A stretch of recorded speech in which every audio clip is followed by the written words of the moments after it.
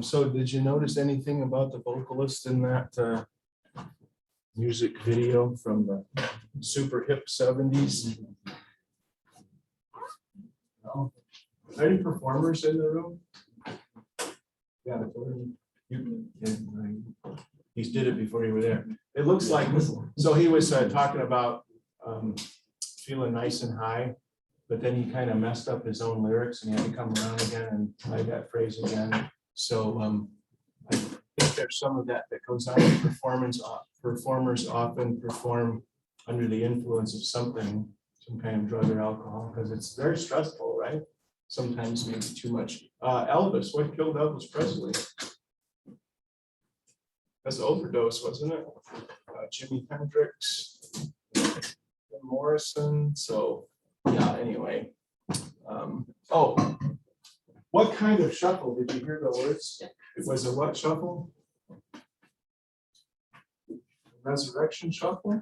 So it's curious to me too that there was a song, pop song, made in the 70s that was talking about resurrection, and that's where we're at the end of Luke and the beginning of Acts. And then he says, "You're advocating love, but you don't know why."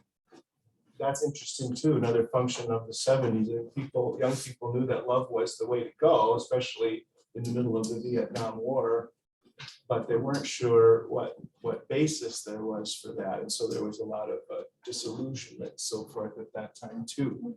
So let's I think it's time we can pray, get started.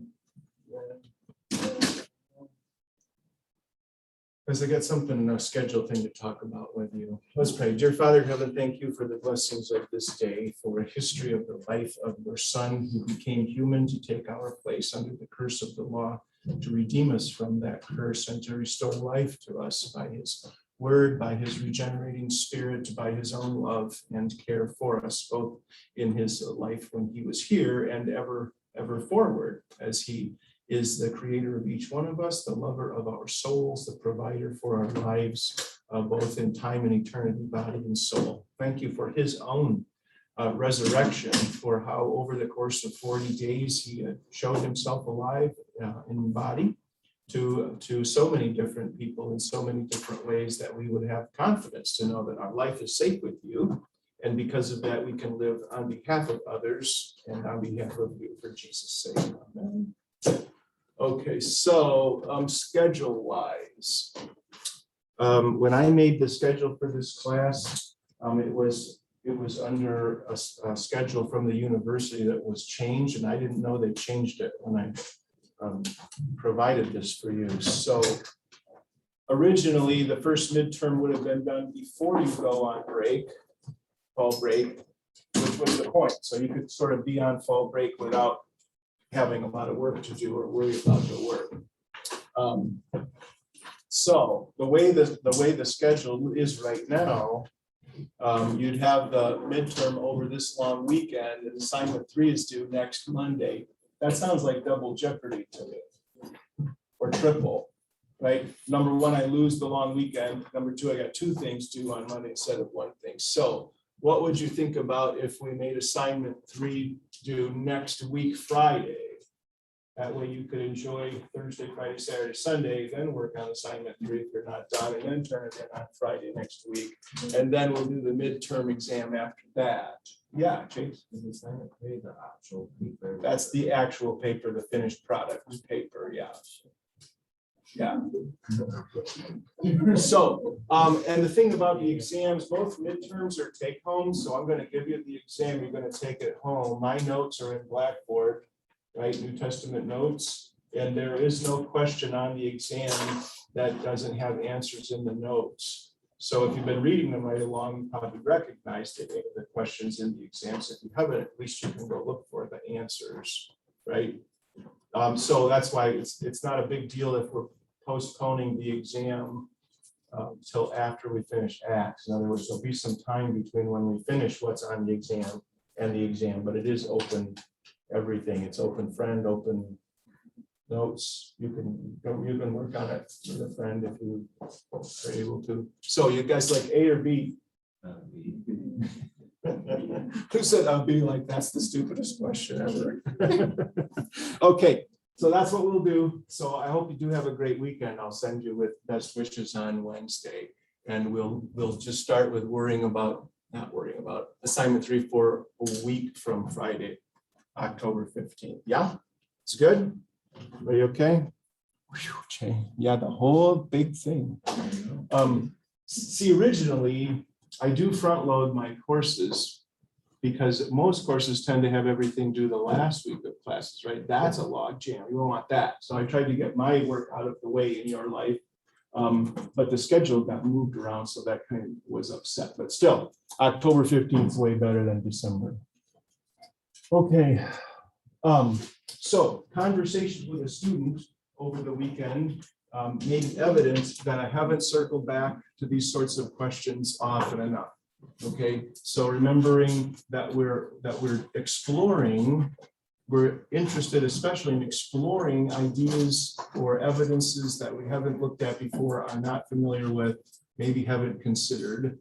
Also, our thoughts about models are dependent on which model we're assuming. In other words, have you seen this diagram before? Stephen, no? You've seen V's and pyramids. What's different? The colors are reversed, right? Okay, why did I do that? Because if I was assuming that this is just how it is, this is nature, this is reality, we have a body in time and space, and of course it makes sense too. In other words, I can see this model in green. If that's the only thing there is, then you're going to have to make the best of it, yeah? Even though that means there's a pretty vast disagreement about what green looks like in here. Yes. So does that mean eco-friendly, or does it mean consumerism, or what are we talking about? There's a lot of disagreement in here, but we're going to make the best of it. It would also mean, and I would share this opinion, that if you show me this model when I'm living in this one, this is going to look horrible to me. And I'm not going to agree with it. It's going to look like actually insanity.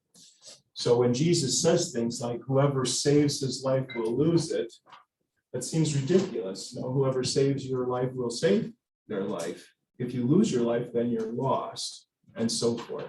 So way over here, right? If I'm assuming this model, I can still be sympathetic with this one, because I possess a nature that lives in time and space too, just like anybody else. But I can see difficulties, let's say, or problems with this model. And it's red because of the history of bloodshed in humanity. I mean, that's just what history shows us, but this gives us a different way of thinking about it and interacting with it.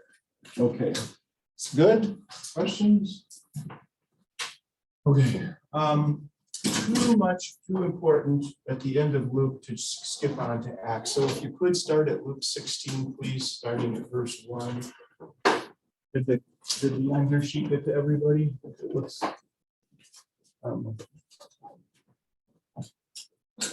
Indy, you're here.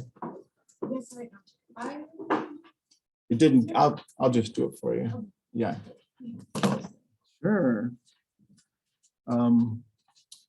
Parker, when you have it, Luke 16, starting at verse 1.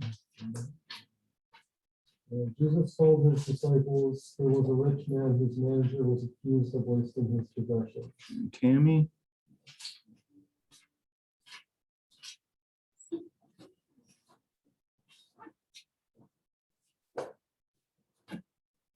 called him and said to him, what is this that I do that you no longer be manager? Jordan? And the manager said to himself, what shall I do since my master is taking the management away from me? I am not strong enough to dig, I am ashamed to beg. Yeah. I have decided to be so document my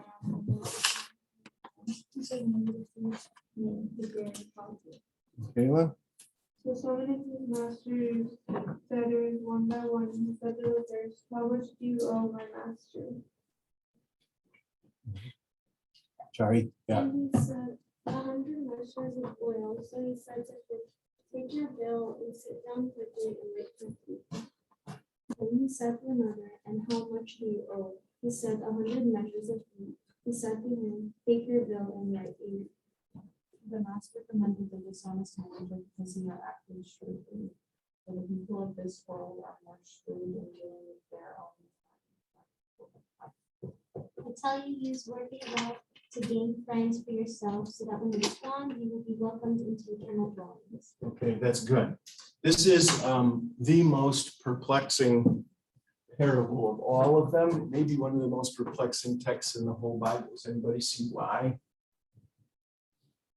It's known as, yeah. He was dishonest for what he was doing, and then he was dishonest again, kind of, and having them falsify how much they actually owed. Yeah, so presumably the Bible and Jesus advocate honesty or dishonesty. Honestly. And yet in the parable, the steward is unjust, he's dishonest. And so the real puzzle comes because the master is angry with him or commends him. Angry and then Well, he was angry before, yeah, and after he does, yeah, then he commends him. Yeah, a puzzle. And I'm going to suggest to you, so what if that's a function of an assumption about a model? Okay, so that obviously looks wrong in this model, and we can even update the parable. Okay, so let's say you're a mortgage, you're a loan officer in a bank. So your job is to loan money to people to gain it back with interest. Okay, and so your job is about making sure that people get their debts reduced or that they pay all of it plus interest. Pay all of it plus interest. Okay, so what happens if you found out your bank or your company was being bought out? And so, of course, as often is the case, then there's some attrition that goes on to save money, to make more money. And so, Ross, you're going to lose your job at the bank. So you get on the phone on your last day on the job, and Ross calls all the different people who have loans with the bank and reduces their loans so that tomorrow when he's jobless, people remember him favorably. Yes? Yes. And so the next day, when the new owner of the bank sees what happened, does he call Ross and say, way to go? No, you call the police, right? And we're going to have Ross put in jail. That's a model problem, though. So let's take a very different model. Red Cross. Okay, so Gil, if you work for the Red Cross and you've been sent to a disaster area with semis full of all the kinds of things that people need in a disaster. So there's medical supplies and there's food, and there's water, and there's clothing and bedding and housing stuff, right? What are you supposed to do with that stuff when you get there? Hand it out. Wouldn't the Red Cross be grateful if you kept most of it so that they had it for the next disaster? It wouldn't make, look at Grace, like, what? No. Okay, so identifying the elements of a parable is the key. So in this parable, so Jesus is talking about a master. Okay, ultimately, who is Jesus referring to? Who's the master? God is the master, okay? And the steward would be us. We're all stewards, right? We don't own anything, including ourselves, but we are given a stewardship. So God creates us, puts us in the world, and makes us managers. That's what a steward is, a manager of the life he gives us. Debts among us, what are those? Not monetary debts, we're not interested in that.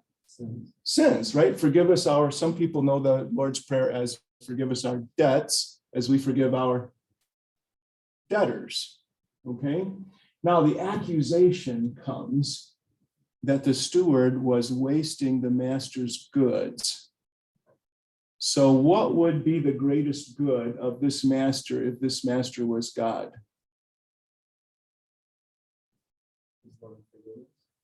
His forgiveness. And so was the steward busy forgiving debts, or was the steward holding people under debt? Look what happens. He calls in one person after another. You get two examples, but that's indicative of what was going on. This person owed 100 measures of this. This one owed 80 measures of that. Okay, he's got all these people holding in debt. And when Jesus came what was going on with the religious authorities in Israel? Were they all about making sure people knew their debts were forgiven, or were they holding people under debt in order to control them? Holding them under debt. Jesus is forever telling people that their sins have been and remain forgiven. And that's an important moment in the language.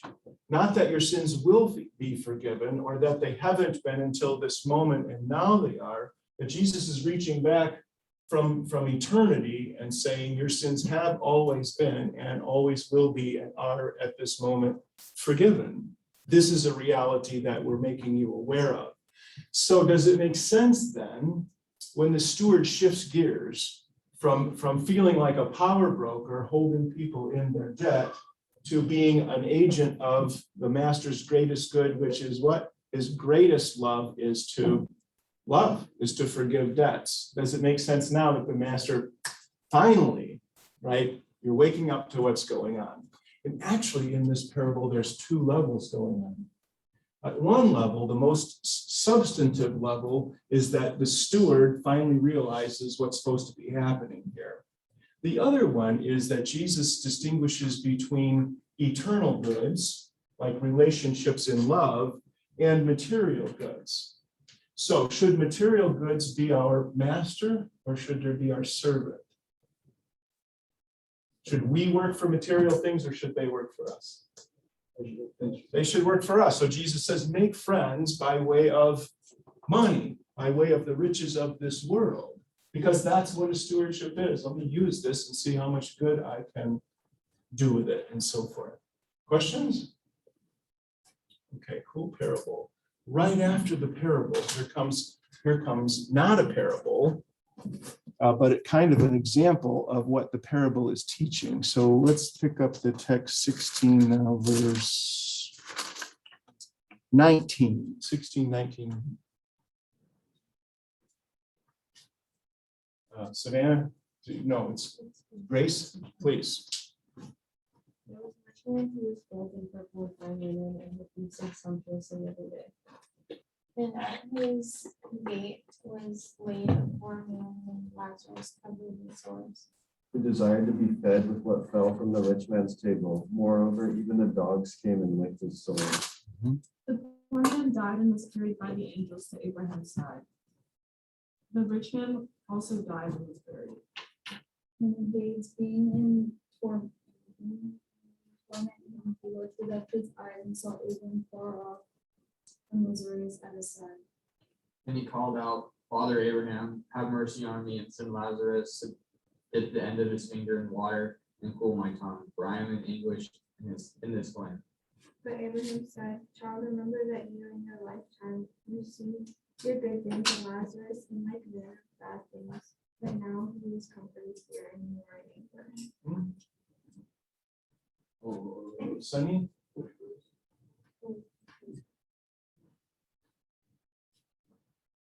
Besides all this between us and you, a great chasm has been set in place, so that those who want to go from here to you cannot, nor can anyone cross over there to us.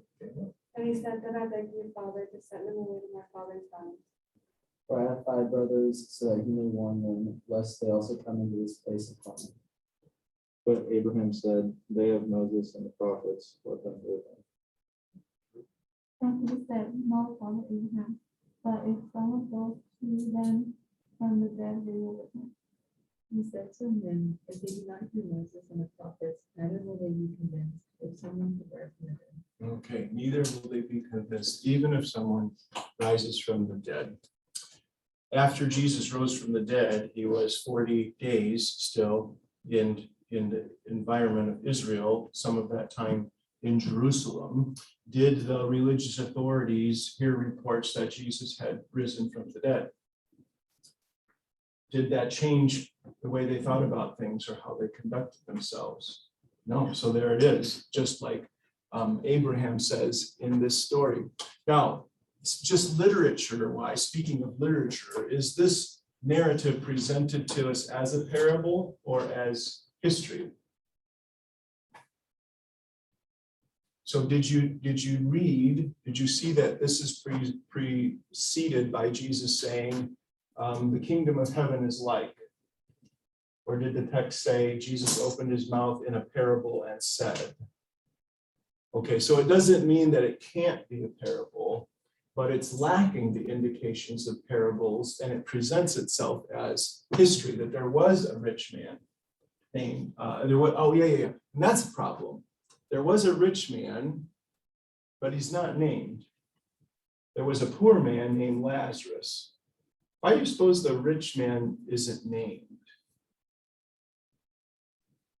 So for example, if you were a person like Lazarus, if you were a poor person and you heard about or you read about someone else who was poor like you, would you identify with that person?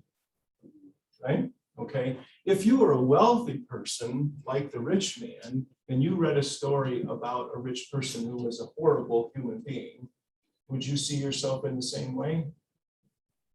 You tend to say, well, that's that person, that's not me. So it's possible, isn't it, that Jesus doesn't name the rich man because he wants rich people to identify by type instead of distancing by, well, that's that rich person, I'm not that kind of rich person. And maybe you're not, but it's important that you at least think through what the narrative is about. Okay, how many points is the narrative making, right? Did you notice? What does it mean that Lazarus would gladly have eaten the scraps that fell from the rich man's table? What does that tell you? Here you go. He was extremely hungry. He was super hungry, but it tells you something else. He would have, but obviously, is he getting the scraps? No. No. So it's not just that the rich man is selfish and self-centered, but it's that he's not even allowing someone at his gate to be helped even in the smallest way, right? There was a famous Christmas story written in this sort of way, right? You know that story, the Christmas Carol, right? So like nothing for Bob Cratchit's freezing, no cold. You can't have any cold, no matter what kind of a thing. It's taken off after this. Did you hear about the language of justice or equity in this? So it's not just that the rich man dies and he's in torments, and Lazarus dies and he's, Lazarus dies and we should do it this way, I guess, and he's feeling great, okay? But it's that, they talk about that. Abraham says, during your life, you had your great things and Lazarus is poor. Now in death, the death of the body, you're experiencing the rest. Is there an Eastern teaching that says the same thing? Hinduism, Buddhism, they all have it. All Eastern religions called, starts with a K, karma. Isn't that true?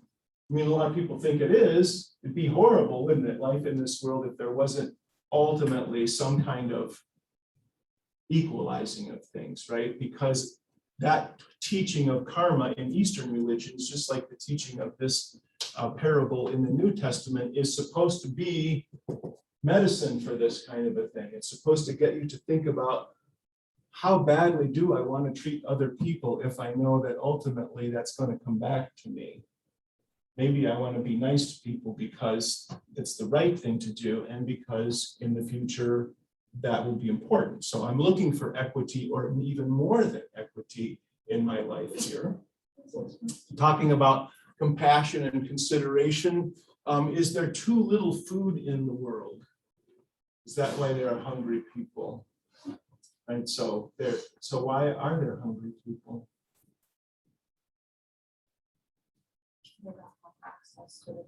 They don't have access to the food, right? And then things get so complicated, right?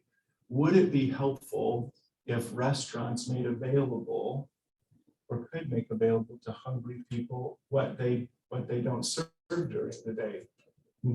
There was a bread company in Chicago, near Concordia, Chicago, and they were doing that. End of the day, put everything that didn't sell out on shelves and you help yourself. Yes, they had to stop. Why? Health department got involved, the government got involved, people worried about being sued. The bread company's attorney said, that's not a good idea. because something goes wrong with something that you left out there for somebody to take, and you're going to get sued over it. So it's this thing again that's sort of getting in the way for one reason or another with people being fed. Same thing with people having water, and yet we are making some progress in this way, aren't we? There are programs that take food to organizations that feed hungry people. So there are ways to do it, and it's inspiring that any one of us could apply ourselves to that kind of work. Okay, last thing. Did you notice that especially the attitude of the rich man? What's he keep calling Abraham? He doesn't just say Abraham, he says, what, Abraham? Father Abraham. So he's always playing this genealogy card. Because I'm a physical descendant of Abraham, I'm going to make a claim on that. In other words, I can do anything I want because I'm a physical descendant of Abraham, who is the model, the paradigm of what it means to be in a good relationship with God. Was Abraham the same kind of person that this guy is? Was Abraham a greedy person? Was he a selfish person? No, quite the contrary. Abraham was a very generous person. He was looking out for Lot. If you read that narrative in the Old Testament, he was very careful among the people he lived to be equitable with them as he sojourned in their land and so forth. He needed a tomb to bury his wife. He asked how much for the tomb, right? He actually paid more than it was worth. This is the kind of person Abraham, not like this. So by way of contrast, in the narrative, what do we find out? Who's the real descendant of Abraham? Not Lazarus, but I'm sorry, not the rich man, but sorry, Lazarus, right? Because where does Lazarus end up? With Abraham, right? In a good place. Okay, questions? Chapter 22, starting with verse 14.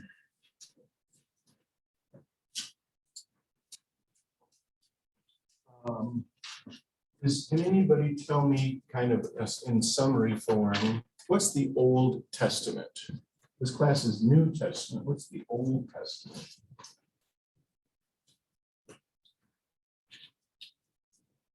Jace, do you know what the Old Testament is? No, Amy? Old Testament, what comes to mind? I mean, I took the class last year. So I should know. Basically, is how God, which is the whole story of how God treated us, mainly like how creation to kind of like those songs, like how we were denied him. Yes, okay, good. Sunny, that's a start. There are books that are written before. Sorry, say it one more time. There are books written before you. Yeah, okay, that's, so the front part of your Bible called the Old Testament, but it's a narrative of a testament that God made with the people. It's how the world prepared for Jesus coming. Say it again, sorry. How the world prepared for Jesus How the coming. world prepared or didn't. Yeah, or Okay, Old Testament. Moses on Mount Sinai gets 10 commandments, yes? Keep the commandments, you have a good future. You break the commandments, you have a bad future, right? That's the Old Testament. New Testament, Jesus shows up. It's not about the commandments, it's about faith. Faith, not works. Yes? Except no. Okay, so Old Testament, there's actually two sets of testaments going on. One testament in the Old Testament starts at Genesis 3. It's repeated to Abraham, Isaac, Jacob, David, all the way through. It keeps getting repeated. That testament is God saying, I'm going to give your life back to you no matter what. That's the one that's looking forward to Jesus, and Jesus is fulfilling in the Gospels of the New Testament. Inside of that came this thing with Moses on Mount Sinai and the children of Israel. What was that about? That was a lesson about the nature of this nature. Can we do what is necessary for us to do to live and not die? And I don't mean just live temporally, chronologically, but to live in terms of relationships that are based on love instead of selfishness.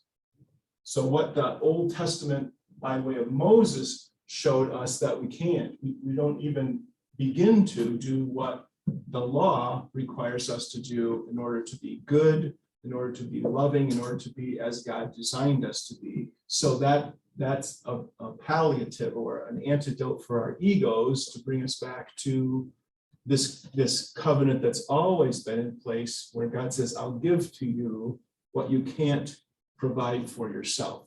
So here, this is what's happening. In Luke 22, Jesus is fulfilling and so shutting down that testament with Moses and replacing it with, instead of a testament that was based in the sacrificing of animals under the law, he's replacing it with the sacrifice of himself as a gift. So if we could, we're at 22:14 on the screen or in your, that's fine. Where did we leave? Amy, did you read? No. Chase, did you read? Oh, sorry. It's Steve, please. When the hour came to the one, and the apostles said, Okay, Tyler? And he said to them, I have earnestly desired to eat this Passover with you for supper. For I tell you, I will not eat it until it is fulfilled in the kingdom of God. Amy? When he took the cup and when he had given thanks, he said, take this and divide it among yourselves. So I tell you that from now on, I will not drink of the fruit of the vine until the kingdom of God. Okay, back to you, Parker.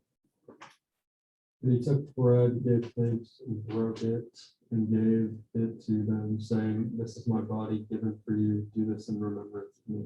Tammy? And likewise, the cup after they had eaten, saying, this cup that is poured out for you is the new covenant in my blood.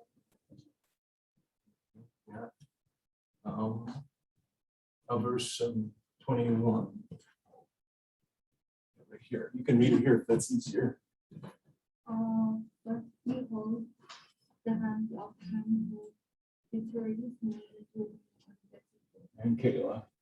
For the Son of Man goes as it has been determined, but woe to the man by whom he is betrayed. Okay, so notice Jesus refers to the Old Testament in particular, the Testament with Moses. I've earnestly desired to eat the Passover with you before I suffer. Okay, because this will be the last Passover ever. Okay. We passed by this a couple of times in the gospel reading already, but why sacrifices anyway in the Old Testament? Because in the Old Testament, the prophet says on behalf of God, I desire mercy, not sacrifice. So if God wants mercy and not sacrifice, then why did he institute a sacrificial system? Any idea? Case? I'm sorry. Something we're accustomed to. Well, it has gone on in other cultures and people's practices. Anybody know why? Historically speaking, as an anthropology interest, why have people historically made sacrifices of one kind or another?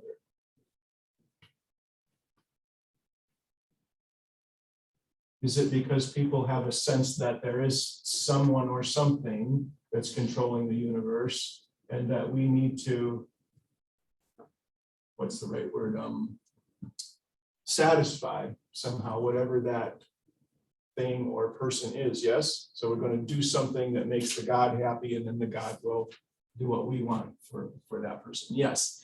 Is something different going on here in Israel's history? So Israelites were slaves in Egypt, and Pharaoh wouldn't let them go until, this is where the Passover came in, yes?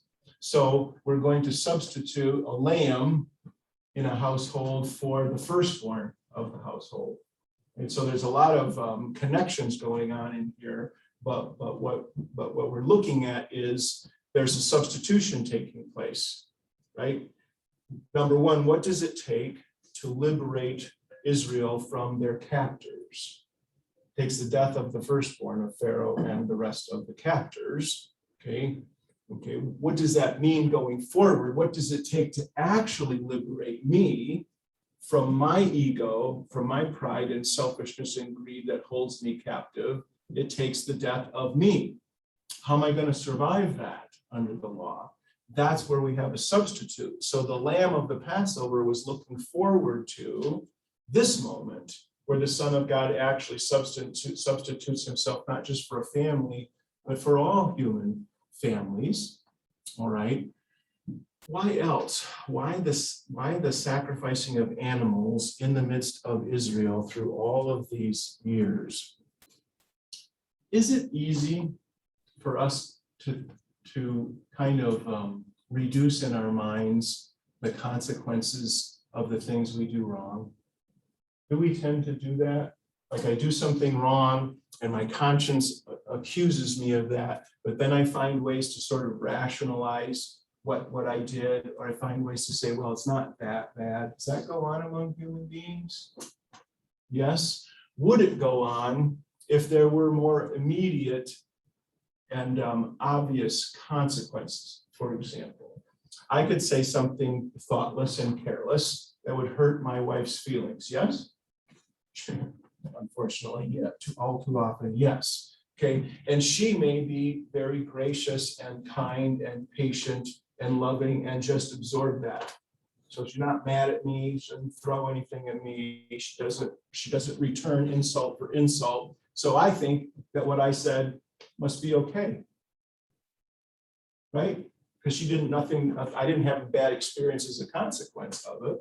But what happens if I said something thoughtless or mean or cruel to my wife and a wound opened and she started to bleed and I knew that was the cause? Every time I say something hurtful or careless, there's going to be actual physical evidence of harm. Would I tend to be less careless because the consequences were more immediate? So what was going on in the midst of the camps of Israel, right? So all of Israel camped surrounding the tabernacle in the middle. What's going on in the tabernacle are these animals being sacrificed in place of the lives of the Israelites. What was that 24/7? What was that reminding them of? There are consequences to doing the opposite of what God created us to do. There's consequences for being hateful instead of loving, for taking people's lives instead of giving yours on behalf of ours. And so notice what Jesus says. I have earnestly desired to eat this Passover with you. Actually, it's more intense in the Greek New Testament. Like he's just been chomping at the bit for 1400 years to eat the sacrifice with them. Why? Well, one reason is because that's going to put a stop to it. No more animals being sacrificed to remind Israel of the significance of their sin. Okay. The second is because he wants to finish what he came to do. So he's been living our lives on our behalf all through this time. Okay. Now he's going to complete that by way of his own death. So notice he wants to eat the Passover. I won't eat of it until it's fulfilled. And the very next thing he does is eat. I won't drink of it until the kingdom of God comes, and the very next thing he drinks. So end of that Mosaic law, Old Testament altogether finally, and the inauguration of the New Testament. In this testament, what or who does the dying? Animals, you and me, or just the Son of God, the creator of all of us? Right? Only one person dies in this narrative, in this kingdom, and that's the Son of God. Okay, does he take from us body, blood, or our resources? No, he gives his own on our behalf. When we get to Corinthians, I'll spend a little more time about the significance of bread and wine in this covenant. But for now, just know that he said that. The bread comes with his body, the wine comes with his blood. It's a metaphysical question there. But also here, the hand of my betrayer is with me at the table. Did Jesus give this bread and wine also to Judas Iscariot? It sure reads like he did, didn't it? Is that significant? Is that important? Yes. Why? Because if he's promising to like give forgiveness to everyone, doesn't like forgive the guy before he's even done wrong. What he's trying to do. Exactly right. Yes, Jesus told us, what should our disposition be towards our enemies? Love, don't protect yourself from enemy. Don't get even with your enemies. Love your enemies. So it wouldn't make sense for Jesus to not demonstrate that himself, correct? He is bearing the sins of the world, everyone, including Judas Iscariot, and Judas is at this table with him, and Judas is given this means of grace that confirms the grace that God. If Judas Iscariot has no use for it or lives in contempt of it, that's a different question, but it's not because it's not real or really offered. So communion practice, first of all, this Christian church practice goes by many names. Okay, Eucharist is a Greek word. It means to give thanks, which is what Jesus did when he blessed the bread and the wine. Lord's Supper, because this is the Lord making a supper for his disciples. Holy Communion, the communion goes in two directions. It is the communion, the connecting between bread and his body and wine and his blood. It's also the communion between God and the people who are at this table with him. Okay. Now, the practice of Christian churches varies regarding who's welcome at this table. Okay. There are some churches who practice open communion. That means that no questions asked ever at any time. Anyone can come no matter what. Other people practice closed communion. That means if the pastor of that church doesn't know you and doesn't know the right things about you, you're actually refused. Even if you were at the table, they would not give you the bread or the wine. Most people don't know about close communion, which has to do with paying close attention to what's going on in this experience. Okay. What's the problem with open communion? And I can give you two examples that might help you figure it out. One would be a parallel in open marriages. And you heard about open marriage? Who said, oh yeah? Chase, what's open marriage? It's basically the swingers. Swingers, what's that, Chase? You can go with whoever. They can also do it. Okay, so you could be married to someone, but each of you are allowed to have sexual relationships with as many people as you like. That's open. Does that have some kind of significant effect on what this communion means then, or this marriage between this man and woman? Or doesn't it have any bearing on that at all? That's just a question to think about, right? Okay, better example is the pharmacy. So you know the difference between things you can buy over the counter, correct? And why is it okay for you to buy those things and not the other things you need a prescription for? I can buy vitamins, yes? Okay, because it's not likely that I'll take so many vitamins that they would kill me. And I can buy aspirins or pain relievers, right? And I could take too many of them, yes? I have before. Interesting, you're not supposed to take aspirin anymore. We didn't used to know that.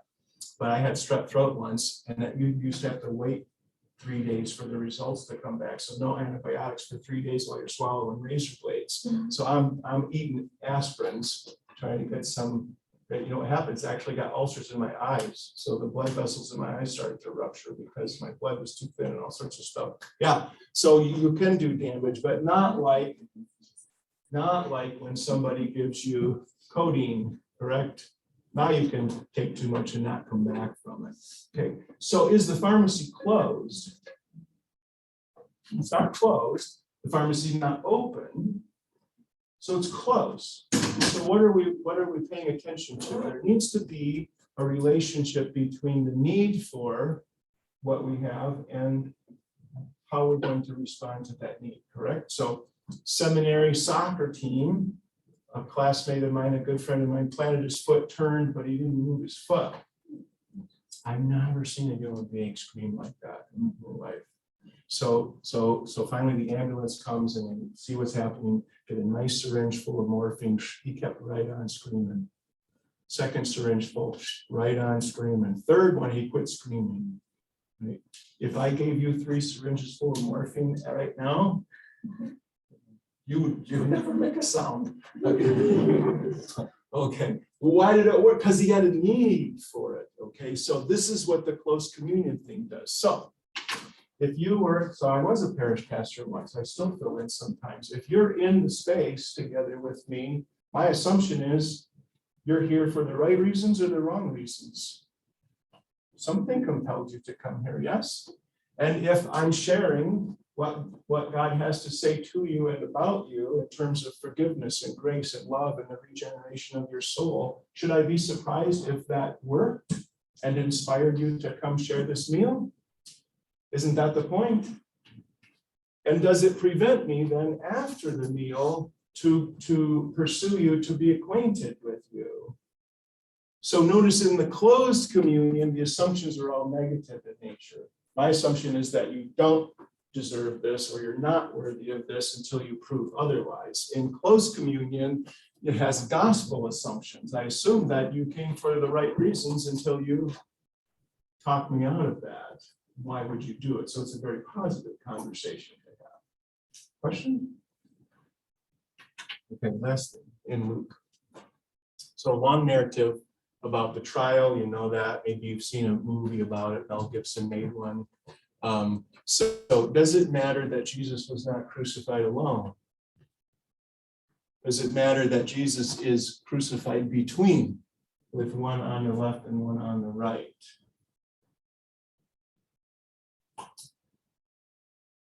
Why crucifixion anyway? Does anybody know? If you've ever been to Jerusalem, so Jerusalem, the city, the main roads into the city come from north, south, east, west. Okay, from Rome and points north and west and east. You come into the city here. The crucifixions took place right here before you entered the city. Do you know why? So travelers and visitors to the city, right? As they enter the city, they're going to see people dying by crucifixion, and above each of these individuals is the verdict against them, right? So this person was a thief, or this person was a murderer, or this person was, in this case, the king of the Jews, right? Why did the Roman Empire do things like that?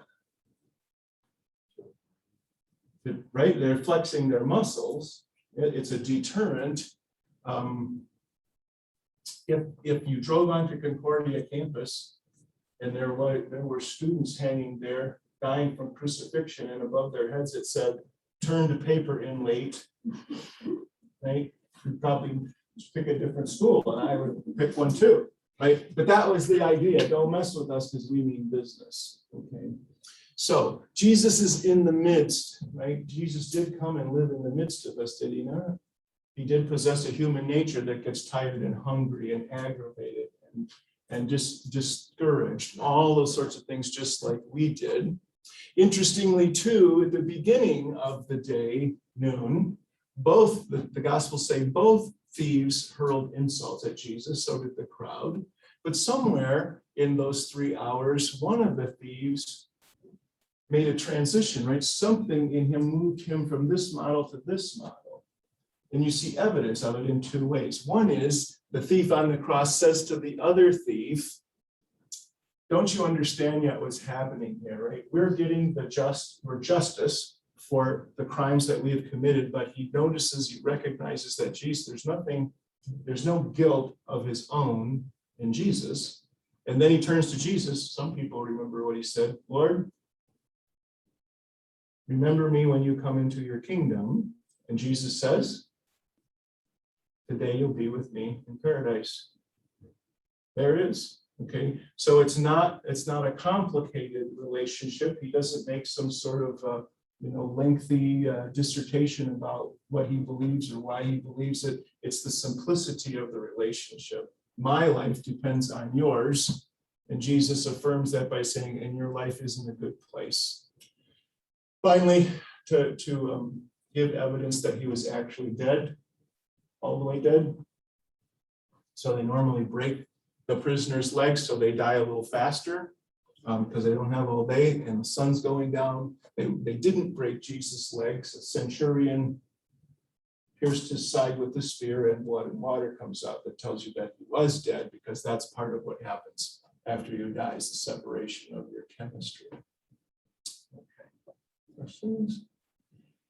And that gets us to Acts. So Luke's gospel goes on to talk about the resurrection of Jesus and his ascension into heaven, but Acts does that too. So we'll look at it there. So you have to jump over John in your New Testaments to get to Acts. Same author. So midterm exam wise, this is an easy moment here. So Luke wrote the Gospel of Luke, so did and he also wrote Acts. He's writing for Paul the Apostle, and we'll see that in the course of this book. 63 AD. So the Gospel of Luke, somewhere between 59 and 61 or so. Then he continues the story with Acts going forward. Achaia, this is the southern part of Greece. Right, so Greece kind of comes down and gets narrow, the isthmus there by Corinth, and then it gets broad again, that lower part where Corinth was, or maybe Rome, because Paul spent a lot of time there. Same original audience, Theophilus, but it's written with everyone in mind. And it's written now to show, so what happens after Jesus does what he does? What does it look like now for people's lives to be regenerated and move forward on the basis of what Jesus did? Okay, there's a number of different things going on and ways to think about Acts as you read it. And if you read it more than once, you can kind of pay some attention to this and notice what's going on. Two main characters in Acts are Peter and Paul, not surprisingly. Peter's there from the start in chapter 1, but we don't meet Paul until chapter 8. His original name was Saul, and he was in favor of the Christian church or opposing it? Yeah, opposing it. Okay, so we meet him in chapter 8 and then 9 again. Okay, there's this really important overlap where we get to compare and contrast Peter and Paul between chapters 11 and 15. At 15, we don't hear from Peter anymore. And I'll talk about why when we get there. But we track Paul's life to the end of Acts, where he's in Rome waiting for trial. He was released from that captivity, but then later on re-arrested and then executed. Eventually, Peter was arrested and executed too about the same time. So we get to compare. Why is that important? Because somewhere between the life of Peter and the life of Paul is all of us. So Peter wasn't the kind of person that was persecuting the church and killing Christians and prosecuting them and punishing them. But Peter had kind of trouble coming up to speed with how the gospel actually works. So he was also a weak person in some ways. Paul was the opposite. Paul was 110% whichever direction we're going. So Paul went from being totally consumed with rage against Christians and Christianity to being totally devoted to Christ and Christianity and the people that he once tried to destroy. And all of us probably fall somewhere in between the two. You can also look at Jerusalem councils. These are important because you get to see people objecting to the New Testament as Jesus set it in motion with the apostles, and what that response looks like is really important. Missionary journeys, so Paul goes on 4 of them, and we'll track those in part, and what's the significance of those. And then underlying all of that is sort of this history of opposition to what Christ did. So that's nothing new, right? Jesus was always meeting opposition during his ministry, and his followers will still meet it. Some of that opposition is from the inside, from religious leaders, from Saul, but he's converted, from the self-righteous, that's the Jewish religious hierarchy, from a civil ruler, Herod, from people who are materialistic in nature, and then ongoing forward from Judaism, the Judaizers, and we'll talk about those guys on Wednesday. So thank you. See you Wednesday.